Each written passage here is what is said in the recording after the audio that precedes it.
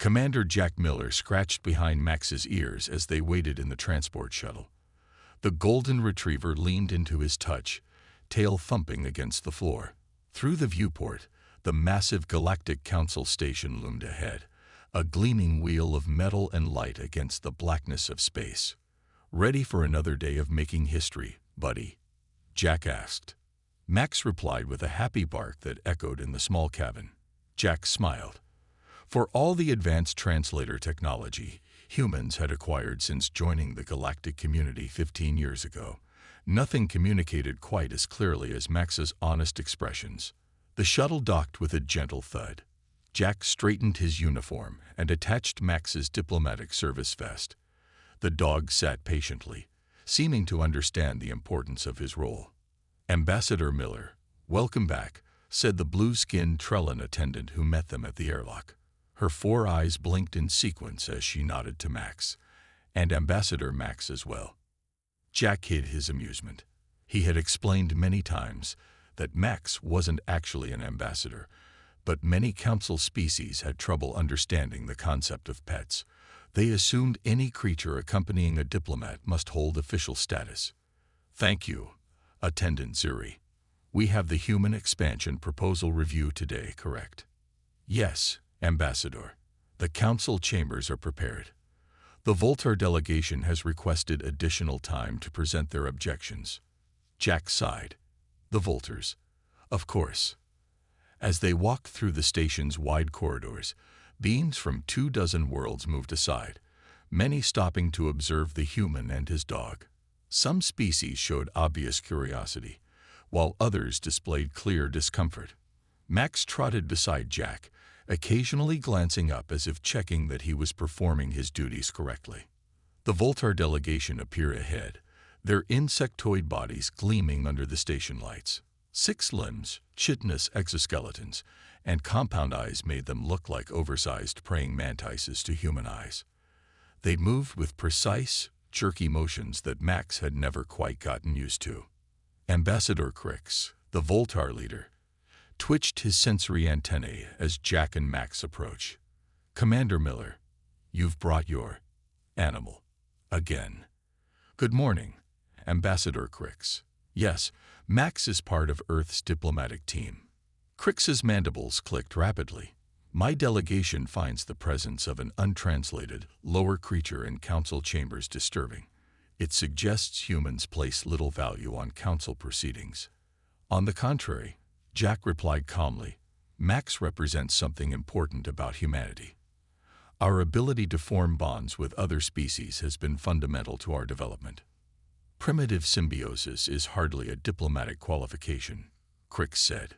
Before Jack could respond, Max suddenly wagged his tail and pulled towards something down the corridor.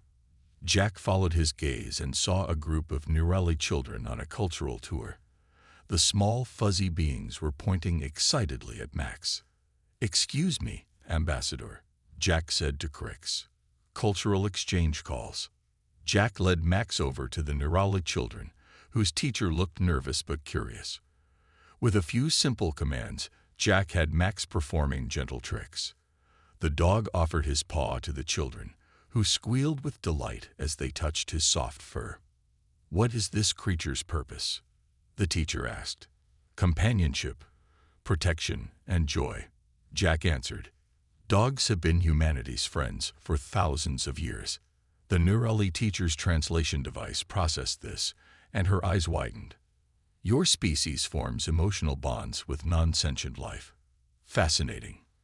From across the corridor, Ambassador Crix watched the interaction with his compound eyes, mandibles working rapidly. His aide leaned in, clicking softly. "Yes," Crix responded. "Humans and their biological attachments are indeed concerning. Note how the creature influences perceptions of humanity. This is precisely why their expansion must be limited." Later, in the council chambers, Jack presented Earth's case for expanded colony rights.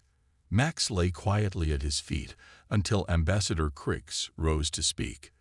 The Voltar's voice rose to a piercing pitch as he warned of human unpredictability and aggression. Max's ears perked up at the sound. When Crix stabbed a pointed limb in Jack's direction, Max let out a sudden, sharp bark that echoed through the chamber. The council fell silent.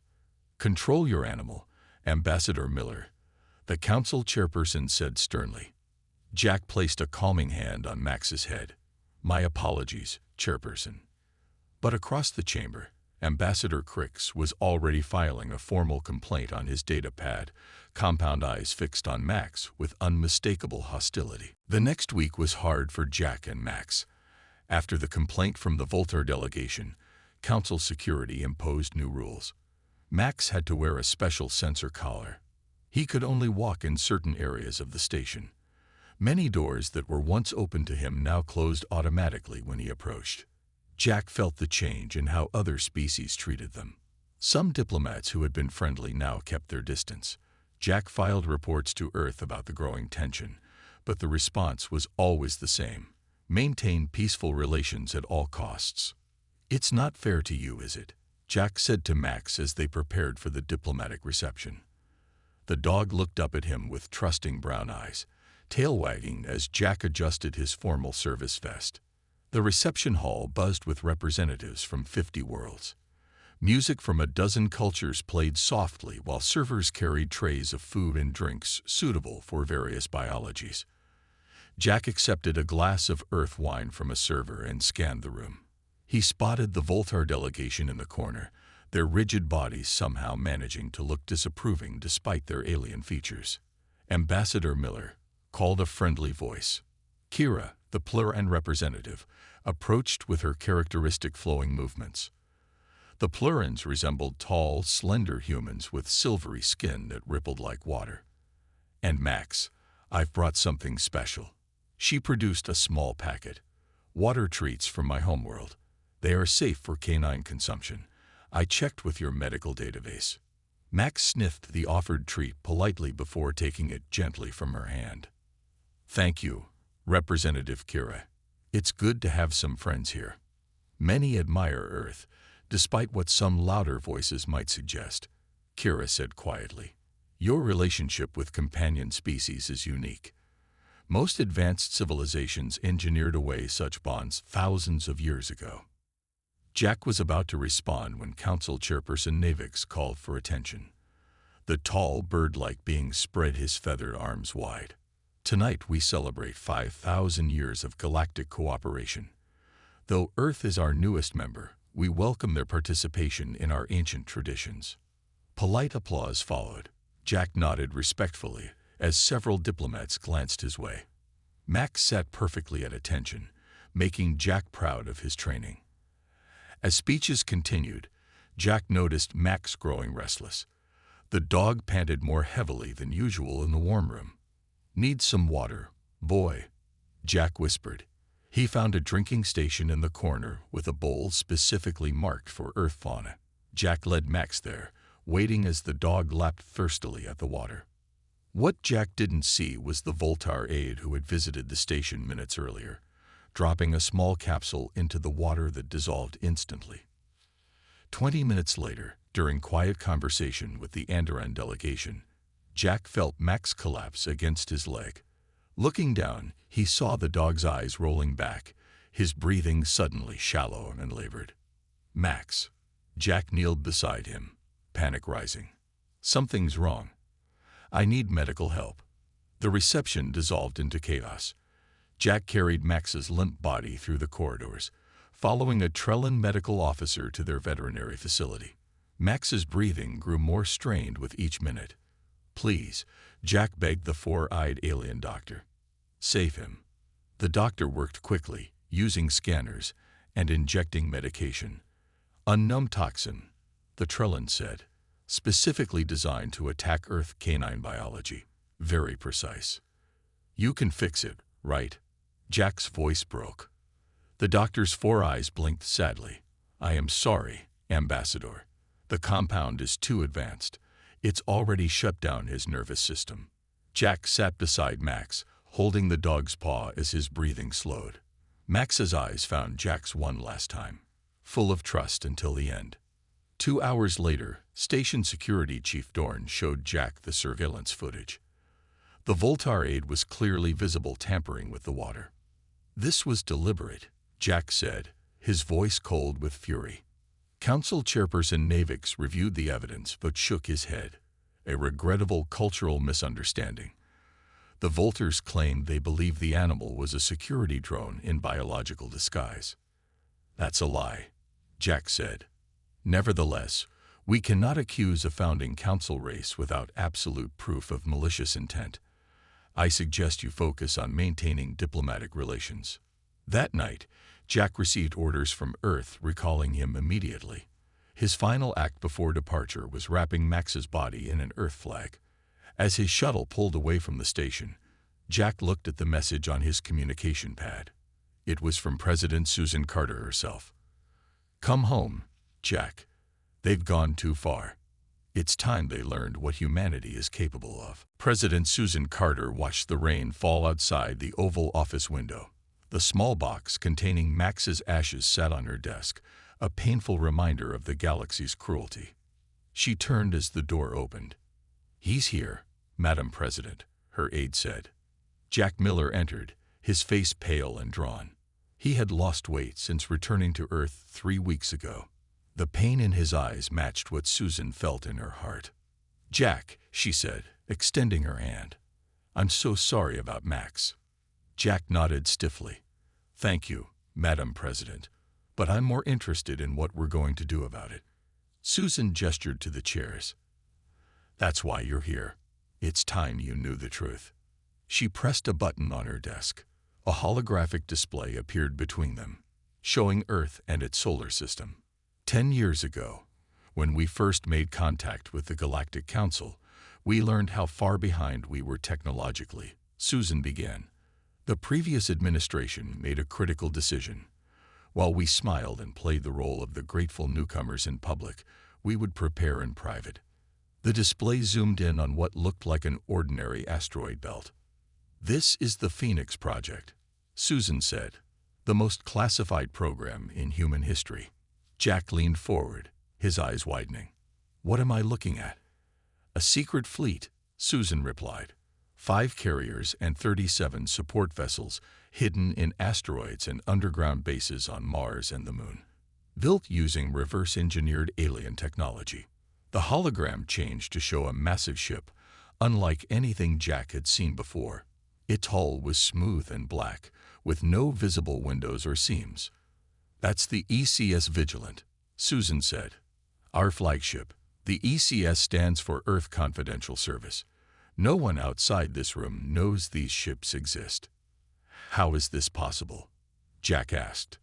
The Council monitors all our shipyards. They monitor the public ones, Susan corrected. Admiral Frank Murphy and Dr. Linda Green have led this project from the beginning. Dr. Green made a breakthrough in stealth technology. These ships are invisible to standard Council sensors. Jack studied the hologram as it showed more ships and weapons. That's where Dr. Green truly excelled, Susan said. The Council races all use standard shield technology. Our weapons bypass those shields completely. Jack stood and walked to the window. Why tell me this now? Because of Max, Susan said simply. We built this fleet as insurance, hoping we'd never need it. But the Council has shown its true nature. They think they can kill one of our own without consequences. Jack turned back to face her. What are you proposing? The Phoenix fleet is ready, Susan said. We need someone who understands the Council, who knows their weaknesses, someone with a personal stake in this mission. You want me to lead an attack on the Galactic Council? Jack asked, his voice low. I want justice, Susan corrected, for Max and for humanity. The Council needs to learn that Earth is not to be trifled with. The office door opened again. A tall man in a military uniform entered, his posture rigid and his face stern. Ambassador Miller, the man said. Admiral Frank Murphy, Phoenix Project. Jack shook the Admiral's hand. How large is the crew? 5,000 personnel. Admiral Murphy replied. All volunteers, all trained in secret over the past decade. They're ready. And they all know what happened to Max. Jack asked. Susan nodded. Every person on this project has a dog or cat at home. We made sure of that. They understand what's at stake. Jack picked up the box of Max's ashes from the desk. The council thinks we're just another primitive species to be managed and controlled. They see our bonds with animals as a weakness. They're wrong, Susan said firmly. Our capacity for love, even for different species, is our greatest strength. It's what they fear most about us. Jack looked at the hologram of the fleet one more time. When do we leave? Tomorrow, Admiral Murphy said. The Vigilant is already preparing for your arrival. Susan stood. The council expected us to accept their explanation, to mourn quietly and move on. They have no idea what's coming. Jack clutched Max's ashes tighter. They killed the wrong dog. The news of Max's death spread across Earth like wildfire. People placed dog bowls filled with flowers outside government buildings. Children drew pictures of golden retrievers in spacesuits. Max became more than just an ambassador's pet. He became a symbol of humanity's heart. At the United Nations, President Susan Carter stood before representatives from every nation on Earth. The room was silent as she spoke. For 15 years, we have been the polite newcomers to the galactic community, she said. We shared our culture, our art, our music. We followed their rules. And in return, they murdered one of our own. Screens around the hall displayed Max's image. Many delegates wiped away tears. Today, I reveal that Earth has not been as defenseless as the Council believed, Susan continued. The Phoenix Project has created a fleet of ships using technology beyond what the Council thinks we possess. Gasps filled the room as the screens showed the massive black ships emerging from their hiding places. We do not seek war, Susan said firmly, but we demand justice. The Council will face the consequences of their actions. The vote to approve the Phoenix Fleet's mission was unanimous. At the Phoenix Project's lunar base, Lieutenant Paul Wilson stood at attention as Jack Miller entered the briefing room. Paul had been a K-9 handler in the military before joining the project. He understood the bond between a person and their dog better than most. Ambassador Miller, Paul said, I'm honored to meet you. I'm sorry about Max. Jack nodded. Thank you, Lieutenant. I understand you'll be leading the ground team. Yes, sir. My team has trained for 5 years for this mission. We're ready. Admiral Murphy entered the room, followed by Dr. Linda Green. The scientist's eyes were sharp behind her glasses as she activated the holographic display. Our first target will be the Council's primary defense grid, Dr. Green explained. Located here, on the outer moon of their homeworld. What about civilian casualties? Jack asked. 0, Admiral Murphy said firmly. This is about justice, not revenge. Our weapons can disable their systems without harming people. Jack studied the plans. The Council needs to understand exactly why this is happening. This isn't just about Max. It's about respect for all life. Agreed, Dr. Green said. That's why we've prepared this. The hologram showed a message that would be broadcast throughout Council space. It showed Max, along with images of humans and their animal companions throughout history. They need to understand what they've done, Jack said softly. 3 days later, the ECS Vigilant dropped out of faster-than-light travel near the Council homeworld. Captain Olivia Martinez sat in the command chair, her hands steady on the controls. All systems are ready, Captain, her first officer reported. Are we still invisible to their sensors? Olivia asked. Yes, Captain. They have no idea we're here. Olivia nodded. Open a channel to all Council frequencies. The communications officer worked quickly. Channel open, Captain. Olivia took a deep breath. This is Captain Olivia Martins of the Earth Confidential Service Vessel Vigilant. To the Galactic Council, 15 days ago, you allowed the murder of a diplomatic envoy from Earth, a beloved companion named Max. You dismissed his death as a cultural misunderstanding. On the Council homeworld, Alarms began to sound as the massive black ship suddenly appeared on their sensors, hovering directly over the council chambers. "We are here to inform you that Earth does not accept your explanation," Olivia continued. "We demand the following. The Voltaire responsible for Max's death must stand trial for murder. The Council must issue a formal apology, and reparations must be paid to establish the Max Memorial Fund for Interspecies Understanding." In the council chambers, Ambassador Crix's mandibles clicked rapidly in alarm. How did they build such a vessel? Our intelligence said they were primitive. Council Chairperson Navix stared at the view screen in shock. Where did they get this technology? Olivia's voice continued, strong and clear. "You have 24 hours to comply. If you refuse, we will demonstrate exactly what humanity is capable of when pushed too far. Remember this well. The dogs of war have been unleashed." The Council did not take Earth's demands seriously. They sent a message back to the Vigilant calling humans emotional primitives and ordering them to leave Council space at once. They warned that the full might of the Council fleet would respond if Earth continued its childish threats. Captain Olivia Martinez forwarded their response to Admiral Murphy. "They don't believe we have the capability," she said during the secure call. "They think we're bluffing." Admiral Murphy's face was grim on the view screen. Then it's time for Operation Good Boy. 4 more massive ships dropped out of faster-than-light travel, forming a perfect pentagon around the Council homeworld. Each was as large as the Vigilant, with sleek black hulls that absorbed light rather than reflected it. On the Council defense station, alarms blared as the ships appeared on their sensors. "Impossible," the Trellin defense chief whispered. "Their technology is at least 100 years behind ours. Fire the defense grid," Ambassador Crix demanded, his insect-like body trembling with rage. "Destroy them now." The defense chief pressed the command sequence. Across the Council system, weapon platforms powered up, pointing their energy cannons at the Earth vessels. Brilliant beams of destructive energy shot toward the Vigilant and its sister ships, and passed right through them.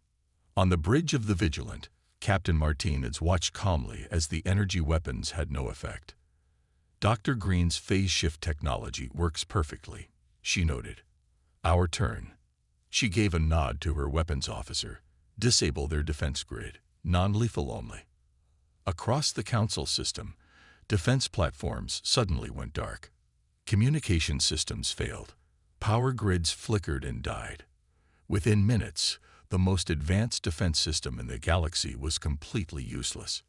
But not a single being was harmed.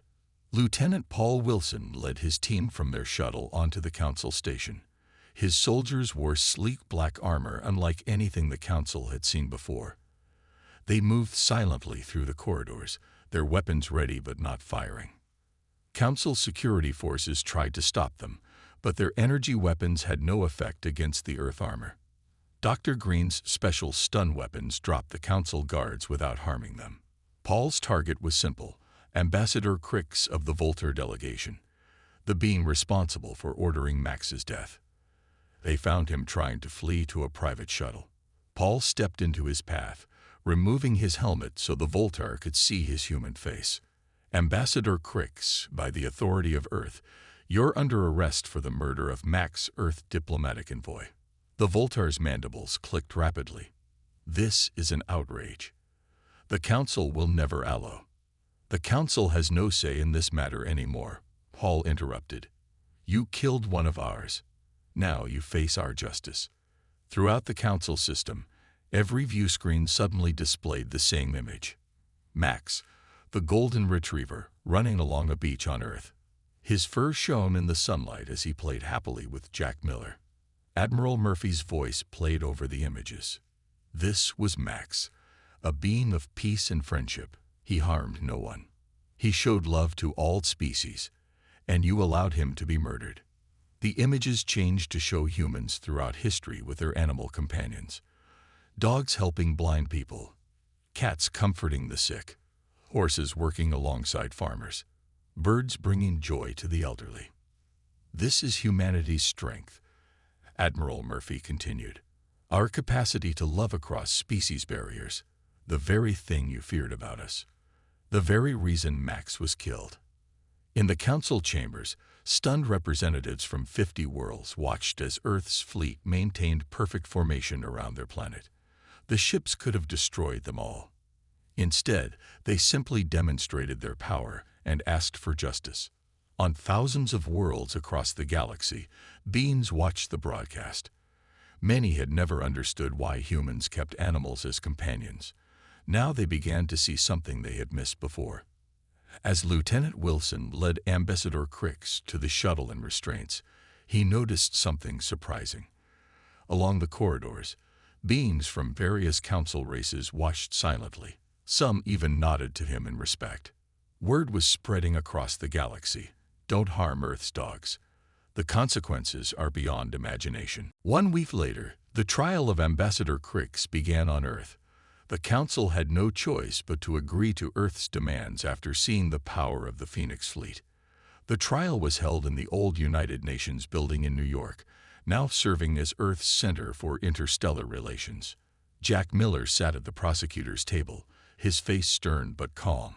Beside his chair lay a small golden retriever puppy, Scout, who watched the proceedings with curious eyes. Jack had adopted Scout 3 days after returning to Earth. The puppy couldn't replace Max, but he helped heal Jack's heart. Representatives from 50 alien worlds filled the gallery. Many had never visited Earth before. They watched nervously as Ambassador Crix was led into the room by Lieutenant Wilson and his team. "This trial will now begin," announced the head judge, a respected human jurist named Grace Anderson. Ambassador Crix stands accused of ordering the murder of a diplomatic envoy. Crix's mandibles clicked angrily. "I maintain that this was a cultural misunderstanding. Dogs are not sentient beings." "Sentience is not the issue," Jack said as he stood. Max was a registered member of Earth's diplomatic corps. His status was clear to all. Over the next 3 days, Jack presented evidence that shocked the galactic visitors. He showed that the Volters had a long history of sabotaging emerging species. Council records revealed that 7 other species had been mysteriously set back after showing promise. "The Volters fear competition," Jack explained. "They've manipulated the Council for centuries." On the 4th day, a surprise witness appeared. Kara, the Pluran representative who had been kind to Max. She brought data files that her people had secretly gathered over decades. "The Volters have always feared species that form bonds with other life forms," Kira testified. "They believe it gives those species a dangerous advantage." The gallery murmured in surprise. More representatives from non-council worlds arrived each day to watch the proceedings. They brought stories of Voltar interference in their own development. On the final day of the trial, Ambassador Crix finally broke under the weight of evidence. His exoskeleton seemed to sag as he addressed the court. "Yes, I ordered the death of the Earth creature," he admitted. "We Volters have always ruled through division. We keep species separate, suspicious of each other. Humans are different. You form bonds with non-human life. You see value in diversity. This makes you dangerous to the order we've maintained." Jack looked at Scout, who had fallen asleep under the table. "You killed Max because you feared what he represented." "We feared what humans would become," Crix replied. "A species that can love across biological barriers will eventually unite the galaxy. Our control would end." The gallery exploded in conversation. Many species had never heard such an admission from a Voltar before. When the judges returned with their verdict, the room fell silent. "Ambassador Crix, you are found guilty of murder and conspiracy against peaceful species," Judge Anderson announced. "Your punishment will be to serve as Earth's first ambassador to non-council worlds, where you will work to repair the damage you've caused." Crix's compound eyes widened in surprise. He had expected execution. "You're showing mercy." Jack stood and picked up Scout, who licked his face. "That's another thing you don't understand about humans. We believe in second chances." After the trial, representatives from 27 worlds approached Jack. They had never joined the council because they feared Voltar influence. Now they wanted to form a new alliance with Earth as a founding member. "We've watched how you treated the Volters," said the Norelli ambassador. "You could have destroyed them. Instead, you showed justice with mercy. This is leadership the galaxy needs." Jack looked out at the gathering of diverse species. Some looked like insects, others like birds or reptiles. Some breathed different air or saw in different light spectrums, but they all shared one thing: hope for a better future. "Max would have liked this," Jack said softly, as Scout settled in his arms. He made friends with everyone he met. 1 year later, Jack Miller stood on the observation deck of the new Galactic Unity Station. Scout, now fully grown, sat calmly at his side. Through the massive window, they could see ships from dozens of worlds moving through space. Some were Council designs, others from independent worlds. All worked together now. So much had changed since Max's death. The old Council had been reformed. The Volters lost their special status and had to earn trust again. Earth joined as a principal member, along with many species who had previously been excluded. Jack now served as the head of this new alliance. "Ambassador Miller," a voice called. Jack turned to see Admiral Murphy and Dr. Linda Green approaching. They both petted Scout before joining Jack at the window. "The final Phoenix ship comes out of hiding today," Admiral Murphy said. "No more secrets." Jack nodded. "It's better this way. Openness instead of fear." Dr. Green pointed to a document in her hand. "The Companion Accord has been signed by 78 species now. No diplomatic animal will ever be harmed again." The Companion Accord had been President Carter's idea. It established galactic law protecting all sentient and companion species. It also created exchange programs to help different worlds understand the bonds between species. "Lieutenant Wilson's program is a huge success," Dr. Green continued. Jack smiled, thinking of how Paul Wilson now led an interspecies therapy animal program. Dogs, cats, and other Earth animals helped aliens understand emotional connections. Some Council species were even starting to keep pets of their own. "And Captain Martinez?" Jack asked. "Her diplomatic missions are going well," Admiral Murphy replied. "The sight of her crew walking alien children through her ship with puppies at their side has done more for peace than any treaty." The door slid open, and Kira the Plurin entered with Ambassador Crix. The Voltar had changed over the past year. He moved differently, less rigid and more open. Working with non-Council worlds had given him new perspective. "The Max Memorial is ready," Kira announced. Together they walked to the center of the station. There in the main gathering hall stood a beautiful statue. It showed Max, the golden retriever, with his paw extended in friendship. Around the base, written in 50 different languages, were the words, "In memory of Max, who gave his life for understanding between worlds." Scout sniffed the statue curiously, then sat beside it as if understanding its importance. "I never understood the value of these connections," Crix said quietly, his mandibles moving gently. "Now I see what we Volters were missing all along." A group of alien children ran into the hall, followed by several puppies from Max's bloodline. Earth had created a breeding program specifically to train diplomatic dogs. These puppies would travel to distant worlds as ambassadors of friendship. Jack watched as children from a dozen species played with the puppies. Species that once fought wars now laughed together, all because of what Max represented. "We found his collar," Admiral Murphy said, handing Jack a small box. "We thought you might want it for the memorial." Jack opened the box and lifted out Max's old diplomatic service collar. He placed it carefully at the foot of the statue. Scout watched him, tail wagging gently. "You know," Jack said, scratching Scout behind the ears, "the Volters were right to be afraid. These bonds between species do change everything." President Carter joined them, having arrived for the memorial ceremony. "The Phoenix Fleet is now the peacekeeping force for the entire alliance," she said, "from a secret weapon to a shared defense." Jack looked around at the diverse beings gathered in the hall. What had started with tragedy had ended with hope. Max's death had changed the galaxy forever.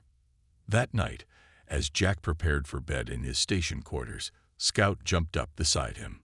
The dog circled 3 times, then settled down with a contented sigh. Jack stroked his golden fur, so similar to Max. "You know," he whispered to Scout, "sometimes the smallest beings make the biggest difference." Outside the window, ships from 100 worlds moved peacefully through space, and on countless planets, children of many species were learning to extend their hands, or claws, or tentacles to other life forms in friendship. The legacy of one good boy would echo across the stars for generations to come.